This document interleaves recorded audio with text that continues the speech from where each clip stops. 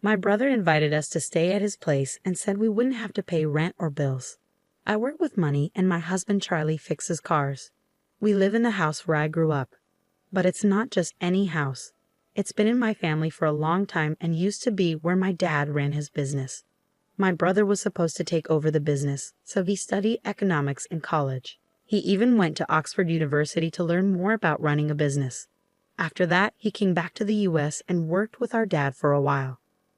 When our parents retired and moved away, they gave the business to my brother and the house to me, so my husband and I decided to live there. The house is in a great spot, close to public transportation and other important places like shops, hospitals, and schools. It's perfect for us now, and even when our kids grow up and move out, we'll still be comfortable here. I'm really thankful my parents gave me this house. We were excited about our future here, but things took a bad turn unexpectedly. My mother-in-law started visiting a lot after we moved in. She kept asking about my parents' money because they used to run a business. She'd say things like, "Hey Maya, how much money do your parents have? What will you get when they pass away?" It made me uncomfortable. I didn't want to be rude, so I just said, "I'm not sure. I haven't thought about it much. They gave us this house, so maybe there won't be much money left." I tried to brush it off, but she kept pushing, saying, "That can't be true. They're getting old. They must have talked to you about their money." It seemed like she was really interested in their wealth, like she was expecting to get something. I already knew what I would inherit, but I decided not to tell her or my husband, who's close to her, to avoid any more trouble. Something really unexpected happened next. Out of nowhere, my mother-in-law and my brother-in-law's family moved into our house. It was a holiday morning around 8:00 a.m. when the doorbell rang. I opened it to find movers standing there. I was shocked and confused. Then my mother-in-law and brother-in-law's family showed up and said, "We're moving in here today, so take care of us." When I saw their smirking faces, I felt a shiver down my spine. My husband woke up, and when I asked him what was going on, he seemed unfazed and said, "What's the problem? There's plenty of space in this house for all of us." He acted like it was totally normal for them to move in. As if that wasn't surprising enough, my sister-in-law said something even more unbelievable. She said, "We were invited by your brother, Maya. He said we don't have to pay rent or bills, so we're counting on you." Then my brother-in-law started barging into rooms without asking and said, "This room gets good sunlight, so we'll take it, Charlie. Move all the stuff out into the hallway." I felt really dizzy after all this happened. This is my house, but they're acting like they own it, opening doors and claiming rooms. My mother-in-law and sister-in-law's family have been pretty rude for a while, especially my sister-in-law, who even went through my bag without asking. If they keep this up, they'll start taking over my space. I've had enough. This is my house, so why are you acting like you own it? I've had it. I want everyone to leave. I usually keep my cool and don't raise my voice, but seeing these people move into the house my parents gave me without asking and acting like it's theirs pushed me over the edge. That's why I lost control and yelled at all three of them. But then something unexpected happened. "How dare you talk to us like that? You're the one who should leave."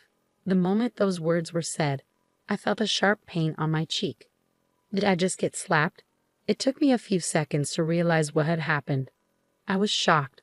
I couldn't believe it, and all I could feel was the throbbing pain on my cheek. In that moment, something inside me snapped. I can't live with people who would do something like that, but this house belongs to me.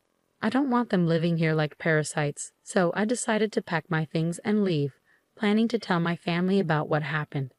I needed to find a place far away from here, so I rented a monthly apartment for now. I'll have to commute to work from there.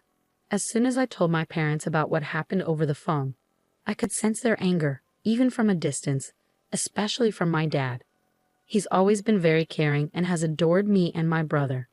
As a CEO, he was strict, but as a father, he was always kind and ready to help us out of any trouble. I didn't want to drag my parents, who were just about to retire, into this mess, but I had no choice because my rightful home was being taken away from me. While I stayed in the monthly apartment, I was sure that my husband and his family were making themselves comfortable in my house.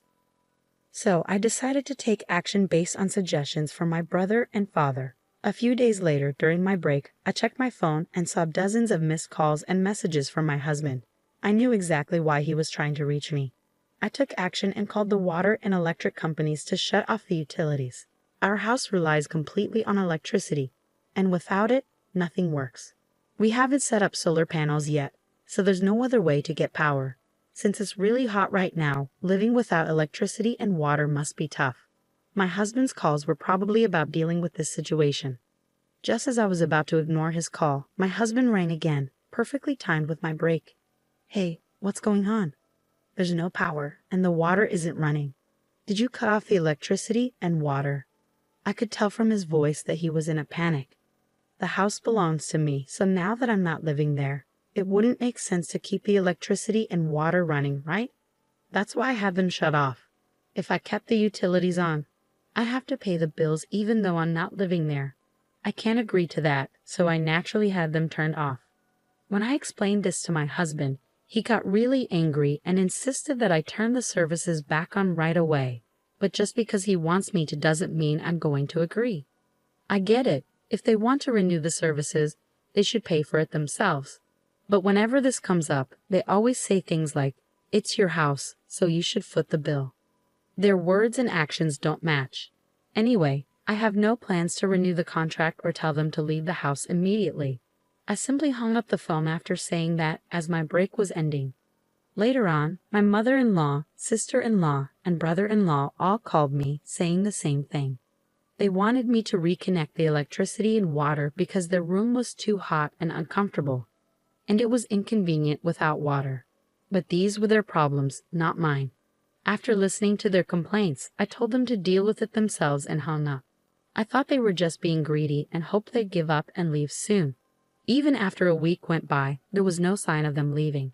So I decided to take stronger action. I talked to a lawyer from my father's company about the situation and asked him to send a notice to my husband. The notice was about trespassing. They had entered my house without permission, forced me out, and were using it as if it were their own. I warned them that I was considering taking legal action against them for this. Why did I receive this document from a lawyer? Did things really have to escalate this far? My husband, who seemed surprised and panicked by my actions, came to me seeking a resolution. Knowing how much they care about their reputation, the thought of being sued would be really stressful for them. They definitely don't want to deal with a lawyer, but they also don't want to give up their current lifestyle. So they're likely trying to find a way to convince me to let them stay. I can see through my husband's intentions very clearly, but I couldn't bring myself to listen to their pleas, so I didn't give in to my husband's requests. My husband finally exploded in anger, forgetting he was at work, and yelled at me, "Stop it. Just because we're being a bit sneaky doesn't mean you can act all high and mighty. Go back to how things were and drop the lawyer." Despite his loud outburst, I remained unaffected. Instead, I felt annoyed by his call, thinking, who does he think he is, taking over someone else's house? No matter how much he shouts, my stance won't change. If they continue squatting there, I'll take legal action. They better think twice before acting. Even as my husband continued yelling over the phone, I ignored him and hung up. It felt like a waste of time. I had already discussed divorce with my lawyer. When I got home, I saw missed calls from my mother-in-law and sister-in-law, but I knew they'd only try to settle things. I didn't want to waste any more time, so I blocked their numbers to avoid further calls. After the threat of legal action, my husband's prideful family couldn't bear the thought of being sued. They packed their bags and left the house. With the lawyer's help, the divorce negotiations went smoothly. I arranged for a cleaning service to come in, and finally, I returned to my sparkling clean house. While living separately from my husband's family and then in a monthly rental was comfortable, nothing beats being back in my own home. However, I noticed that the house needed some renovations in certain areas. I discussed this with my father, who introduced me to a reliable contractor. I began planning the renovations with their help. Living alone is really comfortable. I enjoy the freedom of not being tied down by anyone else. I found myself enjoying the freedom of my current life. I could lounge on the sofa without anyone scolding me, eat whatever I wanted without judgment. But then I received a call from an unknown number after 3 months of silence. Initially, I ignored it, thinking it might be a contractor. However, when the calls persisted, I reluctantly answered, only to find it was from my ex-husband, from whom I had recently divorced with the help of a lawyer. We had made a pact to never contact each other again. So why was he calling now, especially after changing his number? We had agreed through our lawyers to stay apart for good. There was nothing left to discuss, so I asked him not to contact me again. Just as I was about to hang up, he pleaded, "Please just listen to me for a moment. I'm begging you." Despite my reluctance, he began speaking without my consent. It turned out his company was facing a severe financial crisis and they had decided to reduce his salary. Moreover, my mother-in-law's health was failing, rendering her unable to work. My sister-in-law and her husband couldn't contribute much to the household expenses due to his unstable job situation. Although my sister-in-law was working multiple part-time jobs, most of her earnings were going towards paying off her husband's debts. My ex-husband was struggling to make ends meet, and with his salary cut, things were only going to get tougher. After hearing all of that, all I could think was, okay, so what? They barged into my house without permission, did whatever they wanted, and even tried to kick me out. It's simply unbelievable. I feel nothing for people who would do such a thing, and I have no sympathy for them. Even if you tell me about their troubles, it doesn't change anything. They're your family, you should deal with it yourself. There's nothing I can do about it. My ex-husband started to panic even more at my words. Don't say that. We're in serious trouble. We won't even be able to pay the rent for our apartment and will struggle to buy food tomorrow. We used to be a family, right? Please help us, he pleaded, almost in tears. But I wasn't convinced. When I was in trouble, he did nothing to help, and he, along with my mother-in-law, looked down on me. Just like her, my sister-in-law and brother-in-law always belittled me.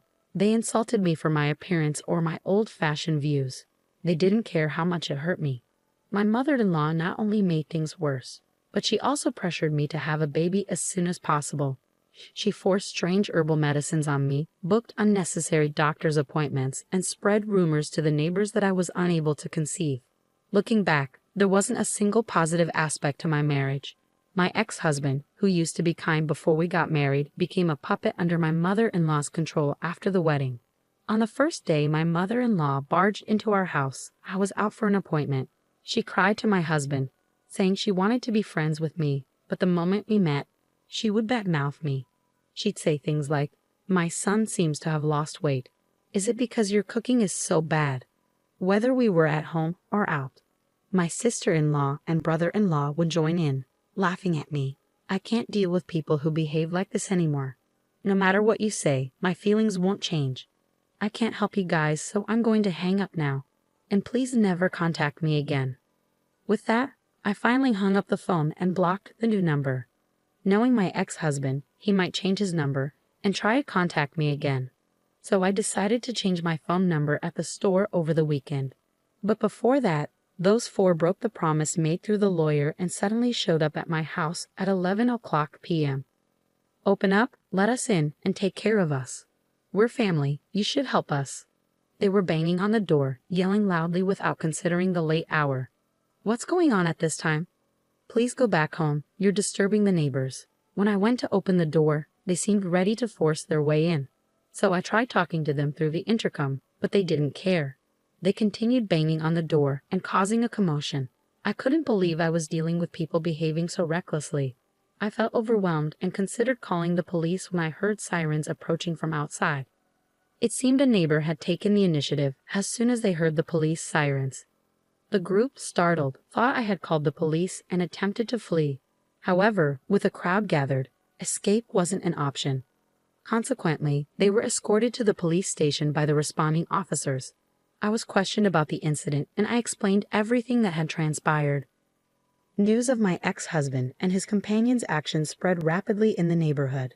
Among the crowd was a co-worker of my ex-husband's, and by the next day, the entire office was aware of the situation. Already struggling due to a salary reduction, getting the police involved sealed my ex-husband's fate with his employer. He was fired, unable to afford his apartment rent anymore. Financial strain created tension between him and his sister's family, leading to their shared living arrangement coming to an end.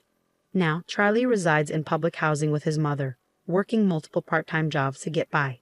Even his mother has taken on part-time work, eager to contribute financially.